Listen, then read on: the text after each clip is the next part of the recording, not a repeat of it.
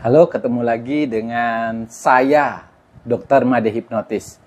Channel yang membahas dunia hipnoterapi dan kesehatan.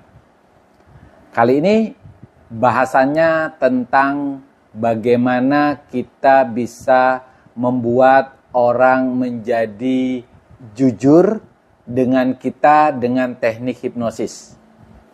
Jadi sering sekali ya ketika kita menemui pasangan kita, bisa suami, bisa istri kita, atau anak-anak kita yang mungkin sudah besar, atau pacar kita yang tadinya biasa-biasa, ceria atau apa, tiba-tiba kita melihat dia wajahnya murung, sedih. Nah, ketika kita tanya, kenapa murung, kenapa sedih? Apa yang jawabannya? Oh enggak apa-apa kok. Nggak ada masalah, lalu sambil menghapus air matanya. Padahal kita kepingin dapat jawaban, tapi malah justru jawabannya cuma menghapus air mata. Lalu kalau teman-teman mungkin menjadi pimpinan di suatu instansi, kemudian melihat anak buahnya mungkin tidak masuk selama 1 minggu, berinisiatif untuk mengunjunginya di rumah. Ketika ketemu, kita lihat wajahnya seperti orang nggak mandilah, nggak merawat diri, ya rambutnya acak-acakan. Lalu kita nanya, kenapa? Ada apa kok kelihatannya stres, cemas, atau kelihatannya depresi? Lalu jawabannya, enggak apa-apa kok, cuma nggak enak badan saja. Nanti besok juga masuk kantor. Nah, padahal kita udah tahu nih, ini pasti ada masalah karena dia sudah tidak merawat diri, sehingga tapi kita tidak mendapatkan jawaban apa-apa. Nah, padahal kita yang menanya itu kepingin mencari solusi ketika kita mendapatkan apa yang jadi masalahnya. Nah, hal ini terjadi kemungkinan itu pertama, orang yang kita ajak bicara dia tidak percaya dengan kita. Yang kedua, dia tidak berani menanggung akibat kalau dia bercerita, apalagi kalau jujur gitu ya. Jangan-jangan nanti kalau saya bicara akibatnya seperti ini. Yang ketiga, mungkin saja dia menganggap kita ini adalah orang yang tidak bisa memberikan solusi ketika diceritakan masalahnya. Nah, semuanya ini sebenarnya terletak di pikiran orang yang kita ajak bicara.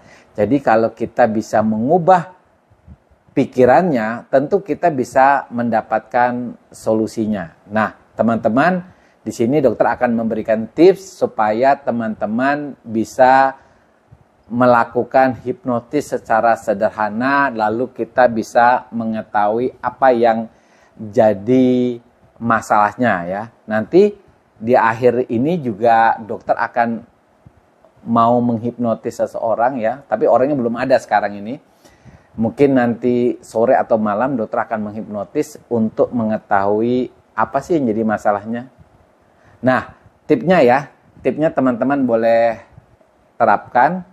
Pertama, kita menciptakan suasana yang nyaman.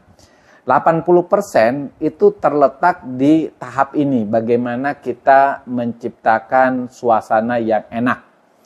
Nah, menciptakan suasana itu macam-macam. Bisa misalnya kita melakukan obrolan yang santai sekali. Kalau perlu dikasih musik. Kalau misalnya dia orang Jawa ya pakai musik Jawa, kalau dia orang Bali pakai musik Bali, orang Batak pakai orang Batak. Apalagi kalau kita tahu apa yang menjadi lagu favoritnya orang yang kita ajak bicara. Kalau tahu ya, kita cari aja di YouTube atau Google ya, apa sih musik favoritnya dia. Kalau kita tahu musiknya, maka kita setel aja. Musik itu akan membuat suasananya jadi nyaman dan itu akan membuat gelombang pikiran seseorang itu turun. Bahkan bisa di gelombang theta. Nah, soal gelombang pikiran mungkin teman-teman bisa nonton di VT-nya dokter sebelumnya. Intinya membuat suasana ini adalah membuat gelombang pikirannya turun ke gelombang alfa, kalau perlu gelombang theta. Nah, yang kedua, kita melakukan menanyakan hal-hal kecil tentang orang tersebut. Ini namanya teknik passing leading ya. Misalnya kita menanyakan, sekarang anak-anaknya ada di mana, istrinya ada di mana, lalu anak-anaknya kalau ke sekolah naik apa, ya. Menanyakan hal-hal kecil. Walaupun itu hal-hal kecil, tapi itu bisa menciptakan suasana yang lebih rileks, bisa membuat kepercayaan pada orang yang diajak bicara. Nah, ada juga teknik yang lain namanya mirroring, ya.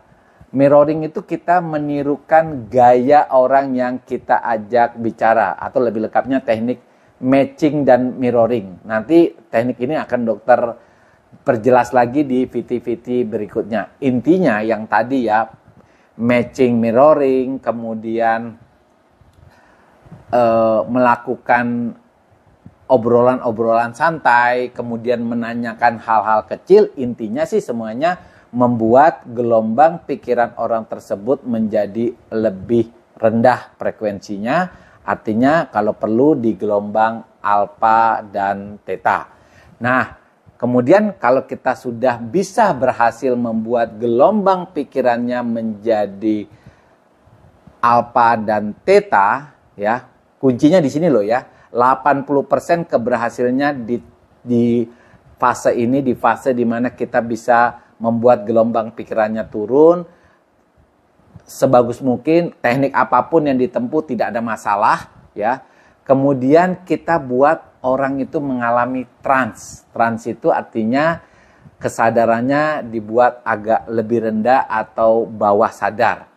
Nah, untuk membuat orang trans, kalau di hipnosis namanya kita buat dengan teknik induksi ya. Nah, ada dengan mata tertutup, ada dengan mata terbuka. Kalau mata tertutup itu agak susah kalau dengan tujuan adalah menciptakan kejujuran seseorang. Bayangan kalau kita bilang pasangan kita atau pacar kita bilang, coba matanya ditutup deh, saya mau hipnotis. Pasti pasangan kita nggak akan mau. Ya, kita buat mata terbuka saja. Nah, kuncinya di mata terbuka adalah fokus ya. Jadi kita fokus itu, kita nggak menyuruh si pasangan kita atau klien kita untuk lihat gambar ini, fokus gambar ini, nggak perlu. Tapi kita ajak bicara saja. Ketika kita ajak bicara, coba kita memandang dahinya dia, ya. Kemudian apa yang kita tanyakan, kita usahakan dia menjawab secara spontan. Nah, ketika kita yakin bahwa orang ini sudah mengalami fokus, sebenarnya dia sudah mengalami yang namanya trans yang ringan ya, like trance lah kita istilahkan. Nah, di sini kita bisa melakukan sugesti-sugesti yang sifatnya ringan. Jangan langsung ke permasalahannya. Sugesti ringan itu contohnya seperti ini. Contohnya ya, misalnya, nah ini coba kamu, karena kamu tadi dokter lihat kamu melamun, pasti kamu sudah lupa dengan namamu. Oke?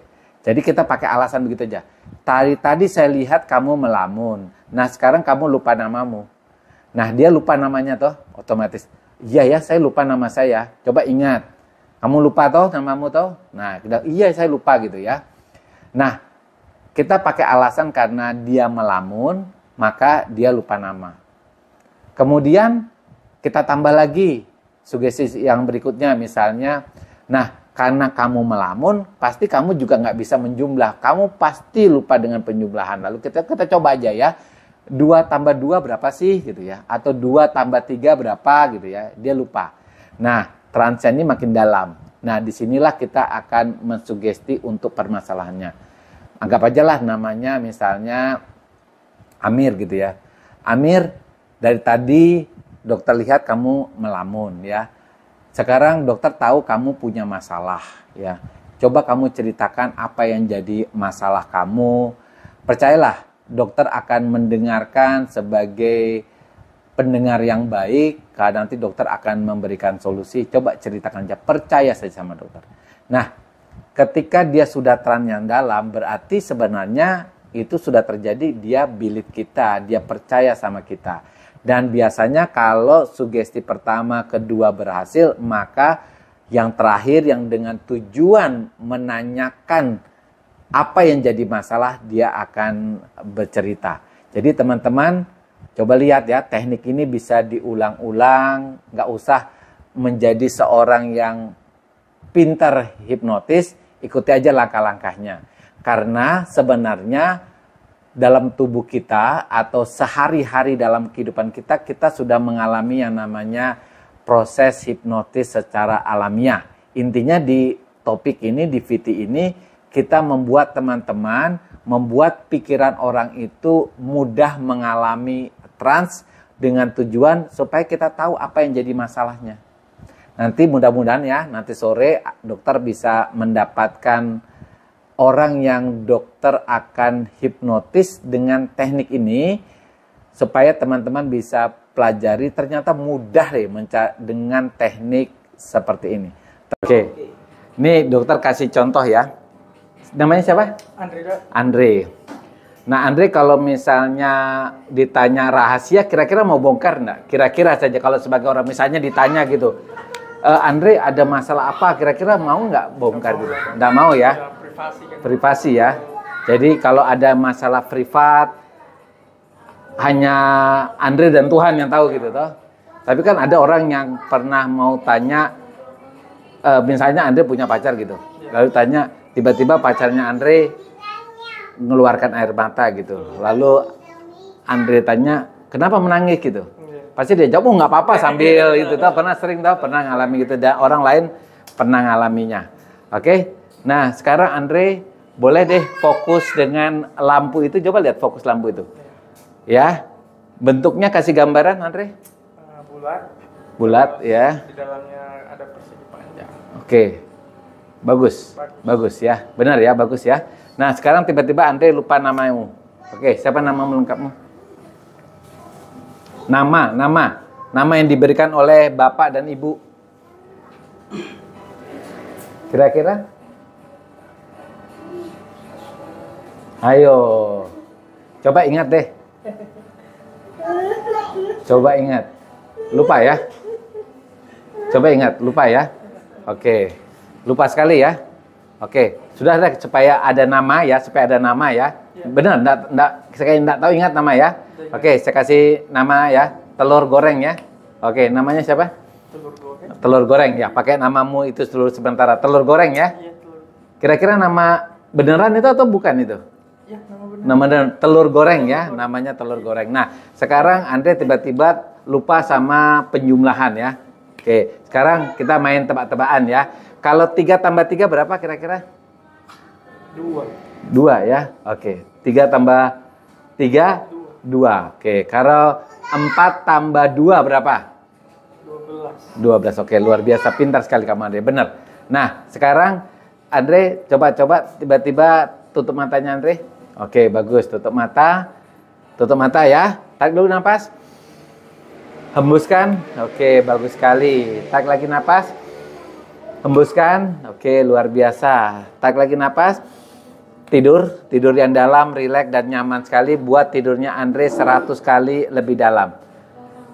5 tambah dalam lagi tidurnya. 4 semakin dalam lagi. 3 semakin nyenyak lagi tidurnya. 2, 1 tidurnya benar-benar dalam sekali.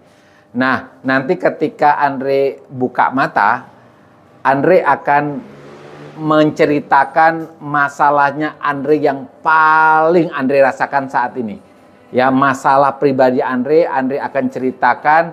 Yang ada di ruangan ini cuma Andre sama dokter. Oke, nanti dokter tampung, dokter pecahkan sama-sama. Oke, nanti hitungan ketiga ketika Andre buka mata, Andre akan menceritakan apa yang Andre buat Andre sedih sementara ini.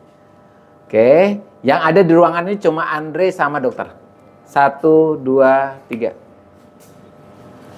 Nah, kayaknya raut wajah sedih. Apa yang buat kamu sedih? Masalah yang buat kamu sedih sekarang? Itu kemarin sebenarnya sih saya ditinggal nikah. Tinggal nikah. Sampai menangis begitu kamu cerita. Enggak juga. Kamu pacaran berapa lama memangnya? 7 tahun. 7 tahun. Oke, ditinggal nikah ya. Dia cerita apa sama kamu? Kenapa dia tiba-tiba meninggalkan kamu? Itu kemarin sudah ada yang lain. Sudah ada yang lain. Dan baru tahu setelah 7 tahun? Itu barusan juga di Oke. Sempat dia ngomong? Ya, dia jujur kemarin juga. Oke. Waktu kamu pacaran 7 tahun, dia sudah punya orang lain tuh berapa lama? Dan nanti akhir-akhir juga. Oke. Sekitar sebulan terakhir. Nah, sakit hatinya seperti apa? Kayak kecewa begitu. Sakit hatinya kecewa banget ya? Kayak ngerasa dihianati. Oke. Karena kan tiba-tiba juga. Oke. Oke. Nah, sekarang namanya siapa? Terus gue, Nama mantan pacarmu itu? namanya Dewi.